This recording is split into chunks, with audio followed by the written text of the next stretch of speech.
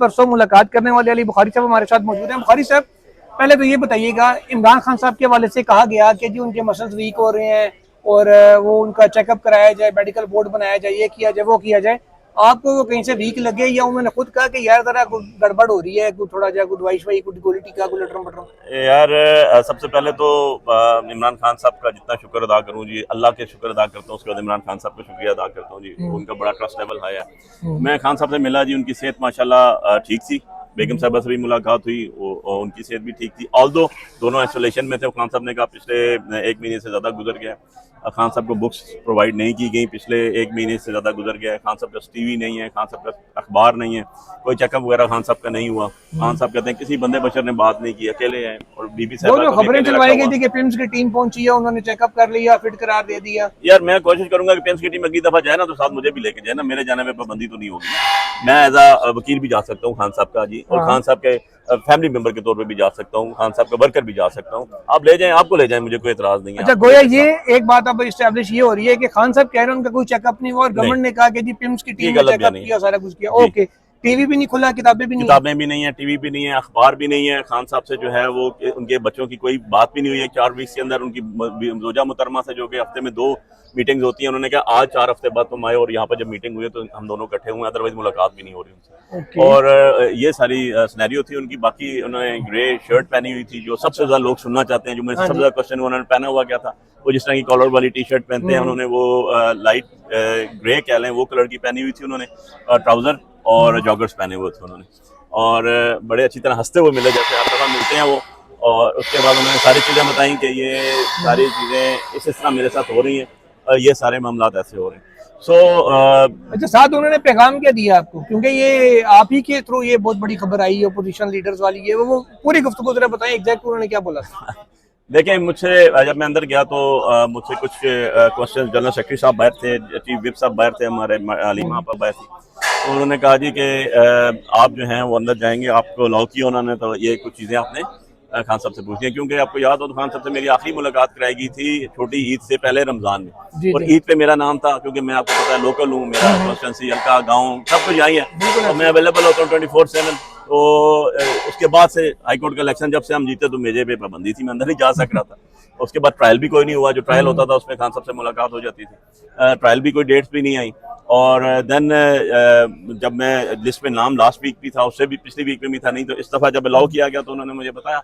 And then उसके बाद मैं जो खान साहब के पास गया, उनसे मैंने क्वेश्चन पूछे और उन्होंने जो बातें सारी डिटेल्स में बताई, जिन जिन लोगों को बताई, उन लोगों को मैंने एज इट इज़ एज अमानत अल्लाह को नाज़र जानते हुए आप लोग चीजें पब्लिक हो गई हैं, आप तो बता दें कि वो बेसिकली वो क्या क्या था, क्या क्या फैसले उन्होंने आपको किए थे या आपसे मशवरा किया? देखें, ये हमारी जो हमारी लीग को हमारी पॉलिटिकल कमेटी है, रात को उसका हमारा इजलास चल रहा था, उसमें डिस्कस करनी थी। ये 9 बजे वो इजलास था जो 12 बजे तक जारी रहा, लेकिन वो एंड नहीं हुआ। आज भी उसकी दूसरी 9 बजे स्टार्ट होना है। तो मैं बेहतर समझता हूँ कि वो चीज़ें जो हैं पहले वहाँ पर मैं कम से कम उनसे डिस्कस कर लूँ सारी चीज़ें, दैन उसके बाद पब्लिक करूँ मेरी ज़ुबान से जो। अच्छा, उन्होंने, चले मैं आपसे एक सवाल पूछता हूँ।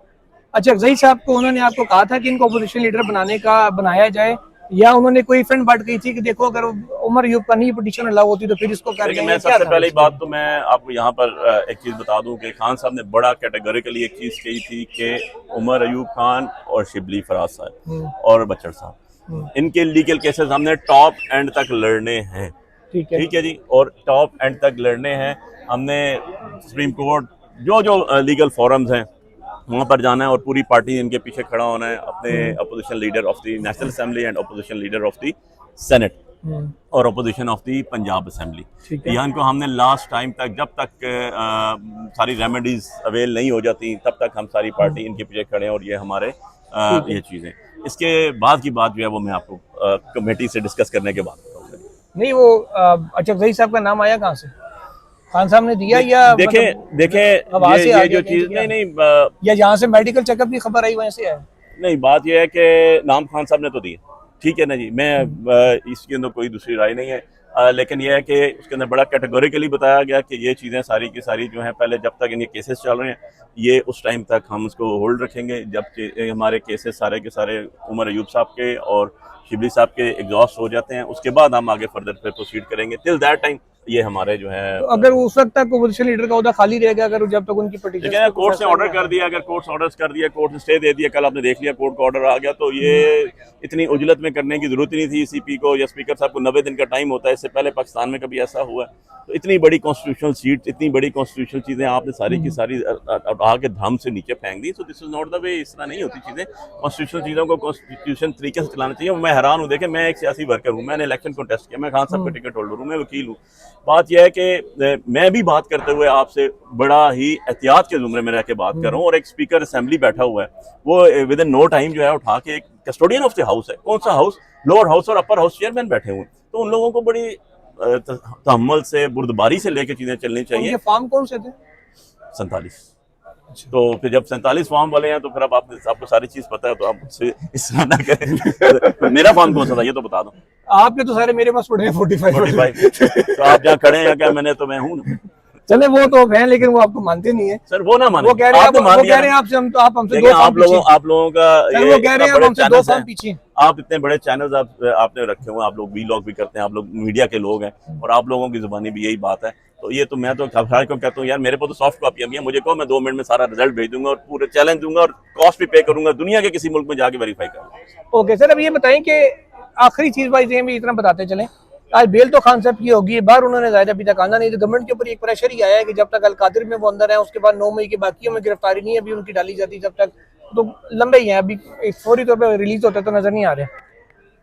अब ये फिर मैं उधर आऊंगा कि ये जो आजम स्वाति साहब की अपॉइंटमेंट है, जो अपोजिशन लीडर है, उसमें ये मशरूत है कि अगर शिबली साहब हर लिहाज से फारिग हो गए तभी वो होंगे अपोजिशन लीडर बनेंगे, या टिल देन काम चलाने के लिए अपनी बंदा है उन्हें बनाए तो सीन है स्वाति साहब को कि जब बहाल हो गए वो वापस आ जाएंगे? नहीं, जब तक उनकी पिटीशन पेंडिंग है जी, तो शिबली फराज साहब ही हैं। जब पिटीशन उनकी खुदा ना खास्ता नहीं रहेंगी तो फिर दिन आदम। अच्छा, फर्ज करें इस दौरान कोई ऐसा मौका आ जाता है, गवर्नमेंट तो उनको नहीं मान रही, ऐसा कोई मौका आता है जैसे चीफ इलेक्शन कमिश्नर की तैनाती या कोई और ऐसी चीज है जिसमें आईनी रिक्वायरमेंट है अपोजिशन लीडर और वजीर आजम की जानिब से मुशावरत की, तो फिर क्या होगा? तभी तो मैंने कहा था कि इंतहाई ही ये जो किया गया है काम उजलत के अंदर, स्पीकर सेनेट की तरफ से और चेयरमैन नेशनल असेंबली की तरफ से, ये बहुत जल्दी में किया गया, और नहायत ही मैं कहता हूँ कि इमेच्योर डिसीजन किया गया ये, कि उनको ये चीज जो क्वेश्चन आपने किया ये उनके भी ध्यान में होगा। लेकिन अगर अब ये हो सकता है, मैं बता दूं, देखिए हम आज भी अपोजिशन की सबसे बड़ी पार्टी है, इनफैक्ट सोलो सबसे बड़ी पार्टी है ही हम, 91+ सीट्स पे हम बैठे हुए थे। अब आप सीटें हमारी घटाते जा रहे हैं, अगली तो दी नहीं हमारी, लिखा के पिछली भी घटाने की कोशिश कर रहे हैं, आपसे मुराद सिटिंग गवर्नमेंट, ठीक है, वो करने की कोशिश कर रहे हैं। तो हम आज भी अपोजिशन लीडर तो अल्टीमेटली हमारा ही आना है ना, अपोजिशन लीडर तो जिसको हम कहेंगे वही आएगा। और अगर शिबली साहब हैं और उमर साहब रिटेन कर रहे हैं कोर्ट ऑर्डर्स के ऊपर, अगर कोर्ट वहां से स्टे दे देती है तो ना उसको आपके स्पीकर साहब उसको अंडू कर सकते हैं, ना आपके चेयरमैन सेनेट साहब उसको अंडू कर सकते हैं, कोर्ट के ऑर्डर कोर्ट से अंडू करेंगी ना।